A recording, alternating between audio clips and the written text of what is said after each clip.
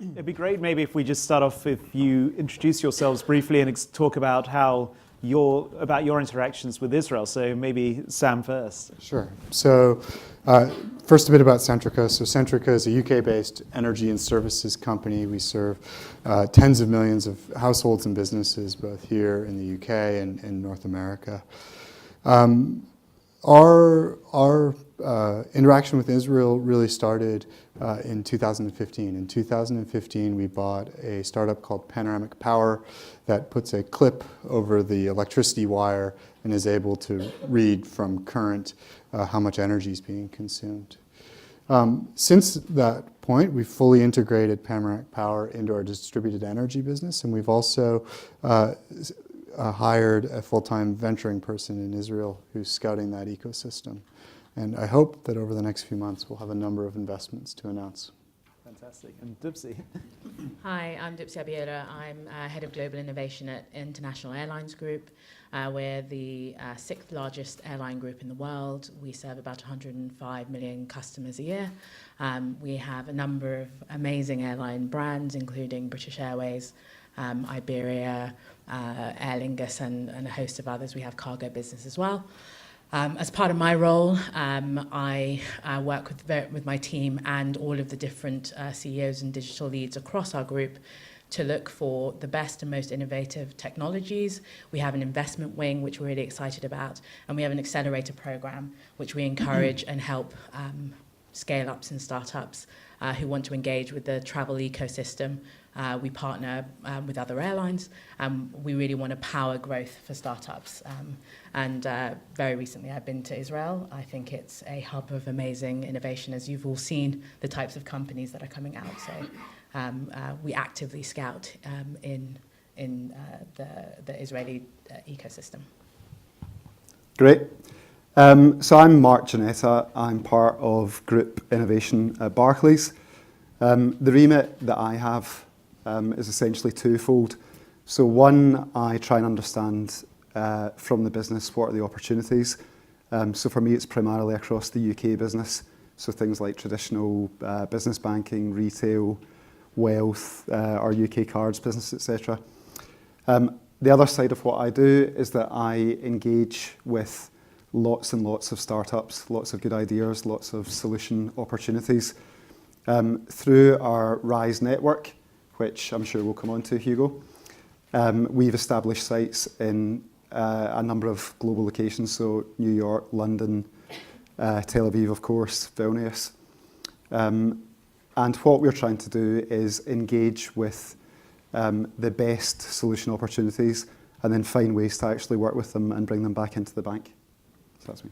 That's a great start. I mean, I think one of the reasons I was so keen to have the three of you speak is the three very different approaches, more the investment-led approach, the sort of the scouting approach, and then with Barclays, I guess you not just have the RISE side of things, but I believe you also do some R&D in Israel as well. So it's really kind of looking at the entire curve of how corporates can interact. And I mean, I'm quite interested to know, I mean, do you both see yourselves heading towards the Barclays type route of engagement, or do you think it'll be more, in your case, Dupsy, kind of looking for innovations and plugging them into what you have, or do you think it'll start to go down an investment-led approach as well? So we are doing more and more investments, and we look very globally. So we are very keen to look at the ecosystem in Israel as a real source of technology. In terms of how we see things going, our approach to acceleration is fairly unique as corporates go at the moment. So we tend to focus on a very small number of companies who we bring into our companies, and they work side by side with our C-suite and within our teams. So over a 10-week program, in fact, Hangar 51 has just launched, so we're taking applications for any startups who are keen to apply.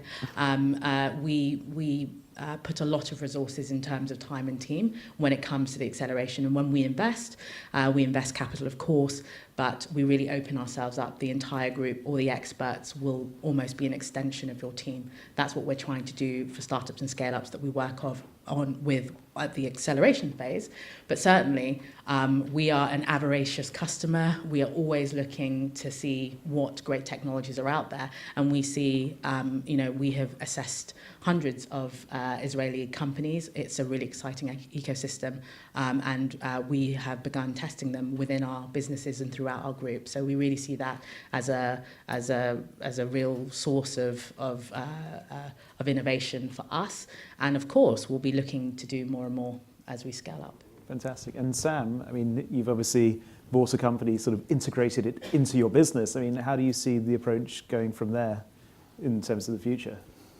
Well, we like to stay close to our customers. And so I think we'll continue to find great technology from all around the world and bring that closer to our customers.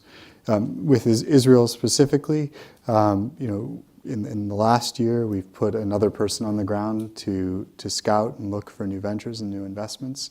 And we've been growing the team that we acquired. We've been growing that as a critical part of our R&D activities. And Mark, I know in a week or so you're bringing over, I think, 10 or 15 Israeli fintech companies to London. I mean, maybe tell us, what's your goal behind that? I mean, these are companies in your Rise Accelerator. Yep. Is this just for Barclays use, or are you trying to set them up with your competitors in the city as well? And what approach do you take there? Great question. So in terms of our engagement with the Israel ecosystem, so I think just to give a bit of context, so in I think 2014 we kicked off our first accelerator in London. We then ran a few and we extended to New York. What we were finding is that around 40% of the applications coming through were from Israel. There was really high caliber companies coming through. Not that we weren't aware previously, but I think we suddenly thought, we need to be getting a foot in this camp. In terms of how we are set up now, so I think we've had 30 companies that have gone through our Tel Aviv accelerator. What we try and do is one of three things. So either we will work with the companies to get some benefit brought back into Barclays. So we had the presentation from the Prove guys earlier, so we're currently in discussion with them to see if there's an opportunity there. Equally, we will look to take a small equity stake. So if there's something that we think has value and is going to expand, then we want to be involved. Equally as well, we realise the potential of all these companies, so we would also potentially look to take or to get them, banked as customers. So that's the kind of model that we adopt. Brilliant. And maybe talk to us, all of you, about your success stories in terms of accessing Israeli innovation and what's really worked out well for your organizations. Sam, do you want to start? Sure. Sure. So I guess I should talk about panoramic power a bit more. And here, what we were finding is, as we were going to customers, and we were trying industrial, commercial customers, and we were trying to sell them our energy products and services, but we didn't really know enough about those customers. And with panoramic power, what we found is a low-cost, effective way of understanding somebody's energy consumption. There's some really novel technology behind it, which means it's all wireless, it hauls data back. We're now using that as a platform. What we found is that we went in and thought we'd sell energy, but we actually, through the energy data, have a lot of information about the operations of a factory or a site. And we can turn those into insights which are valuable for our customers. What's been eye-opening for us beyond the product is about the process and the speed that the company could work at. And so over the last couple of years, we've been really growing the capability in the team in Israel because they work far faster, far more effectively. They're very high-skilled compared to what we have in the UK, and especially in our rather slow corporate environment. Thank you. So for us, as I said, we've assessed a number of Israeli companies and we've worked with quite a few. Some are still in stealth, or we can't announce yet what those projects are, but what we have found is, one, from our accelerator, a large number of our applications are coming from the Israeli ecosystem, which is wonderful to see. But also what we're finding is, in the same way, when we work with Israeli companies, one, the difference of approach and innovation is really exciting. And also, allowing our teams to engage with that ecosystem changes mindset.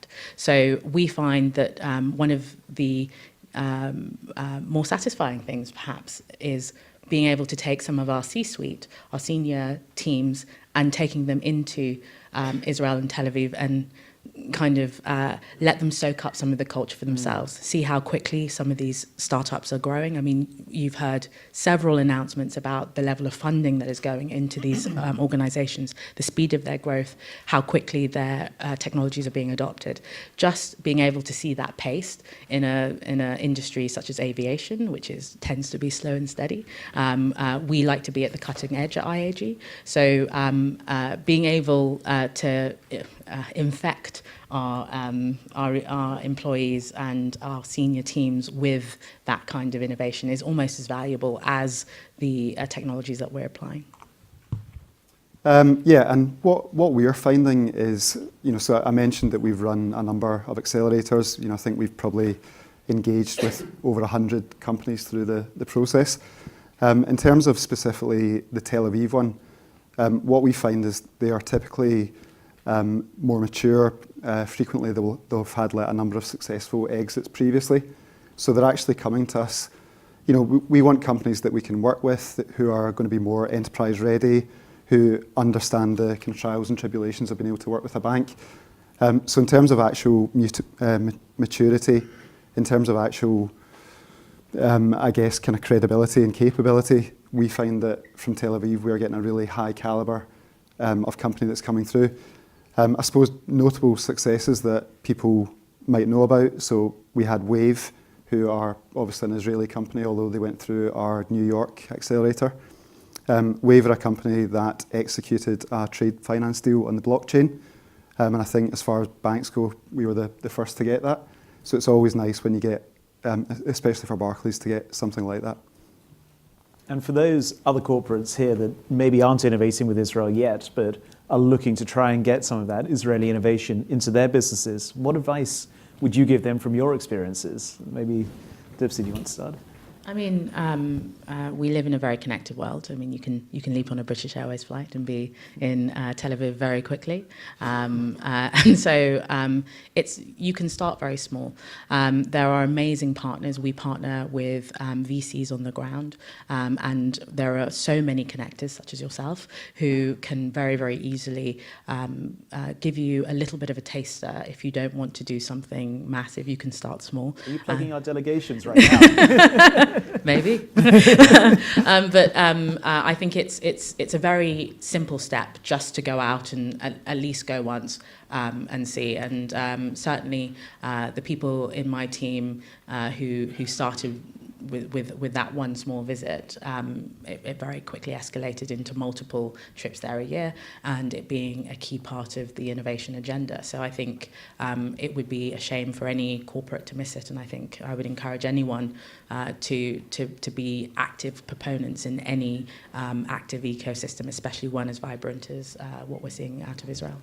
And Mark, obviously, any visit to Tel Aviv does have to include a visit to RISE. We go there of course, on right. all our delegations, but Yeah. over and above that, what other advice would you have? So the way we are set up is that we have this global network. So we are constantly tapped into what's emerging from Tel Aviv. From my perspective, the really, and I'm not just saying this, the really exciting opportunities that I'm seeing emerging that we're trying to bring into the bank, the majority, I would say, are coming from Tel Aviv just now. So for me, the opportunity is huge. And I think, as Dupsy said, it's just a case of getting engaged and finding out what's available. The model that we are trying to adopt is to be able to run, similar as the Prove guys described, is to be able to run experiments rapidly and to get the real value of the opportunities. So that's what we're trying to do, to engage with as much as we possibly can. Brilliant. And Sam? Our secret has been local people on the ground. The network is very tightly connected, intertwined, and so having people who are local, who are in that every day, has been invaluable to us. Yeah. And what has surprised all of you the most? And I mean, there is a certain style of dealing with Israeli entrepreneurs, and it's a very good thing. It keeps you on your toes. for a start. And I mean, what are your biggest surprises in doing business with Israel? Do you want to start? For me, and it's sort of obvious in hindsight, but the Israeli entrepreneurs, their local market's too small. And so they have to be open and have to be looking to where they're going to go next. And it was a surprise to me, and it's not something we see often enough here in the UK. I had the great privilege of growing up in North London surrounded by Israelis. So there was no surprises for me. I've known and went to school with and have engaged with Israeli people for a very long time, and I think they've always been very passionate and committed. As the stats had shown, there's an entrepreneurial culture there that mirrors some parts of Africa that I know very well. And so it just feels like a really great place. People always have ideas. People always have a business kind of deal to give to you. It's a very, very business first and welcoming community. And I suggest everyone get involved. Yeah, and I guess to echo what's been said, my experiences are that people are definitely passionate, but they also want to do things with a sense of fun as well. So it's always kind of enjoyable. It's not serious meetings where you're sitting and just kind of going through slides about tech. It's always kind of good fun, and you feel pretty energized at the end of it. Yeah, so. I can certainly agree with that. Yeah. And I mean, thinking about the UK for a second, I mean, we have an emerging startup scene here, some high growth companies now. I mean, in terms of volume, nothing like Israel yet. But I mean, do you think there's the potential for the UK startup scene to start to emulate and learn from where Israel is? Sam, maybe? Or? Yes, certainly. I think the UK is one of the hubs in Europe, and it's growing, and the entrepreneurs are starting to cycle through and have experience of multiple companies. So yeah. Yeah, I feel very passionately that the UK has some really amazing entrepreneurs in a very unique and quirky scene. It's very tight-knit, which I think is very helpful. So there is the beginnings of support there. I think more venture capital, more funding will be and encourage more of the best and brightest to come into entrepreneurs first, rather maybe doing their share of time in investment banking or management consulting. But certainly we are beginning to see those kind of green shoots, which is very interesting and great to see. I mean, some huge unicorns coming out of London, and there are many UK businesses that work very closely with Israel and other markets such as Silicon Valley and New York, and are opening up offices because they understand the potential. Yeah. Yeah, look, I mean, we are kind of supporting the global ecosystem, right? So we're hoping to make London continue to grow. We're pleased that our engagement with Tel Aviv is bearing fruit as well, so long may it continue. Brilliant. I think maybe we'll wrap up on that, but really thank you, the three of you, for your insights and your experiences, and I hope that what you've said will help encourage others, and I might use this as an opportunity to tell you about our next delegation, which will be in November. It's a more general trip looking at some of the key areas. It's a bit like 2.5 days of what we've just been through this morning. And it's going to be led by the Vice Chairman of MasterCard, a lady called Anne Cairns. So we'll be focusing around areas like fintech, but smart cities and things like cybersecurity, AI, big data, and so forth. So I would encourage those of you that haven't been to come, and I'd invite you guys to also certainly consider joining us as well. So thank you very much for your time on the panel. And we'll move on in a second to our last speaker. So thank you.